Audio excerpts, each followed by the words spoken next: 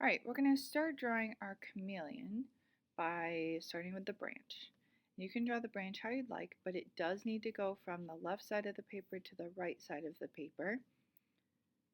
So I'm going to draw a wavy line, not wavy, but just kind of, you don't want it to be super straight because branches aren't straight. Then I'll draw another one under it, and I'm going to have it veer off to the side so I can have the branch branching on the right side of my paper. You need to do this towards the bottom or in the middle of your paper so you have plenty of room for your chameleon. Your chameleon body is going to be almost a half circle, so I draw a line that looks kind of like a rainbow and then finish it across on the bottom above the branch. Then I'm drawing the tail, and the tail is a swirl that comes off the back of the body, and then you have to double it and do another one so that the tail isn't a line but is a shape.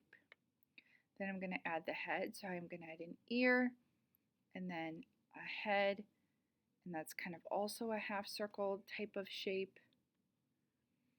Then I'm erasing and redrawing the line because I want to make sure that plenty of the head is showing. So that's why I erased that. Adding a mouth and a tongue. If you don't want to add the tongue, that's totally fine. I just think it's cool that his tongue is sticking out. If you want to draw a little bug, you could.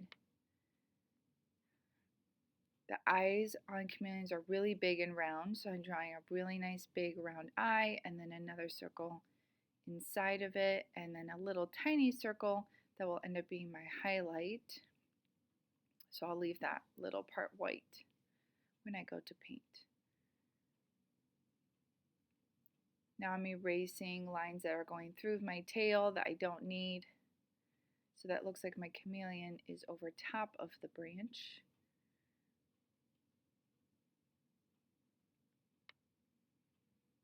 Then I'm going to add his legs, and I'm using an L or a V-shaped line that comes up and then down off of the body.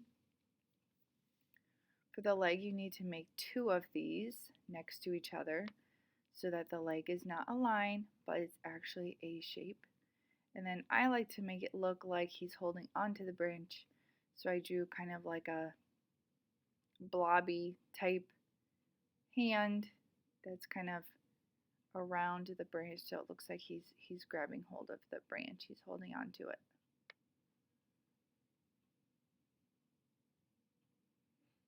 Then you have to go back in and erase any lines that are going through the arms because the arms are not see-through.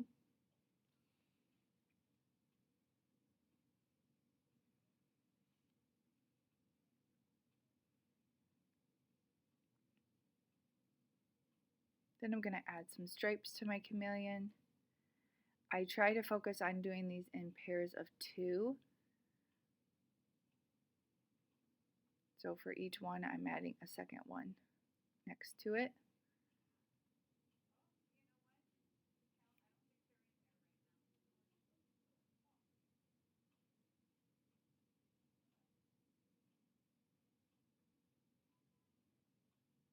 Now it's time to add the leaves, and I have 3 different main leaves that I like to use. You can use all one if you'd like, or use all 3. One is a branching type of leaf situation where there's a branch and then I'm drawing a leaf shape off of the branch on both sides. So I like to do one at the top in the middle and then draw a leaf on both sides kind of next to each other.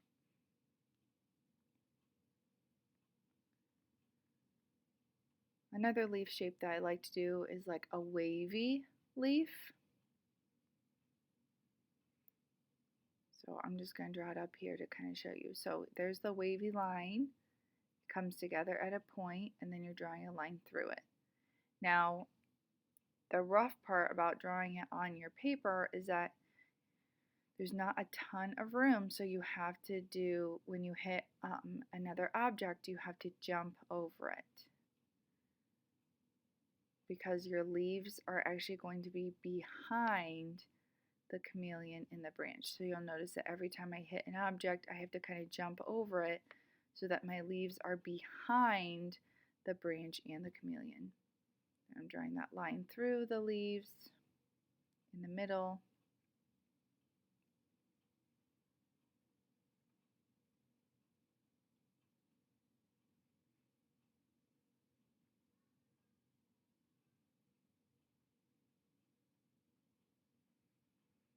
And the third type of leaf that I like is just a big fat leaf. And it's just a big leaf, and I add lots of veins inside of the leaf. And these are really good to fill any spaces that you feel like are too empty. Again, I have to make sure that I'm behind my objects when I draw. Once you're done drawing, you're going to outline everything in a nice thick Sharpie and then go back over your drawing with an eraser and erase any pencil that's still showing.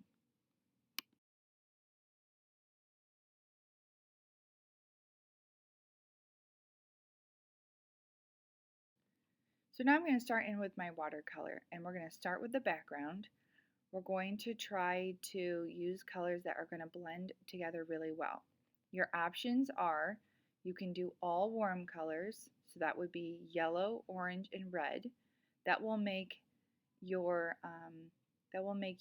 background look like either the sun is setting or it's rising.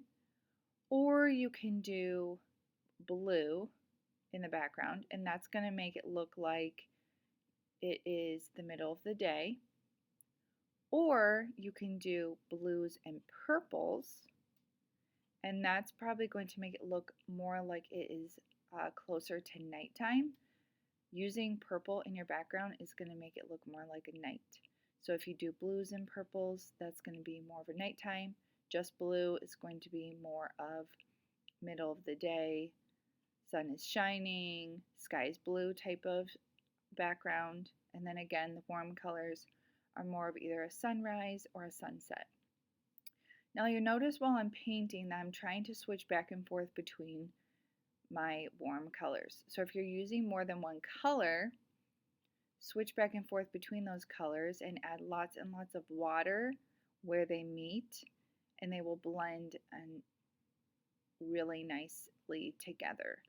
So that would be if you're using all the warm colors like I am, or if you are using the blues and the purples together, then you would want to make sure that wherever they meet, you're using lots of water so it's a nice blend and you're going back and forth between the blue and the purple. Now the reason that we are not using green in our background at all is because the leaves are going to be green. So if we do a green background and then we have green leaves, the leaves are going to disappear. Now you might also want to take into consideration when you're doing your background what color you would like your chameleon. Because if you want your chameleon to be red and orange, then maybe doing a red and orange background isn't the best idea because your chameleon will blend in. So it might just be something that you think about before you start the background. Now you're also going to need to take a step back and make sure that you are looking at your artwork to see what parts of it are leaves and what parts of it are the background, because sometimes it can get kind of confusing. You'll notice that I already started painting the branch brown, and then as soon as I'm done with the branch, I'm going to go ahead and move on to the leaves. Now if you don't want your leaves to all be the same color green, two colors that are really helpful to add to the green to add a little bit of differences between your greens is you can add yellow to the green or add blue to the green. So then you have green, yellow green, and blue green. Okay, so that's sometimes helpful if you don't want all of your leaves to be the same color green. When you're done with the leaves, then you're going to go ahead and paint your chameleon, taking into consideration what colors you have in the background. If you want your chameleon to blend in with the background, that is cool.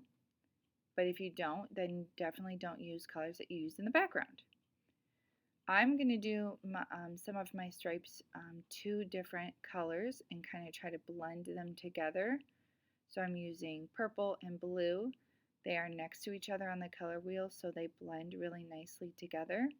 So I'm using purple towards the top of the stripe, blue towards the bottom, and then I'm kind of blending them in between, making sure that I use lots of water so that the colors blend together.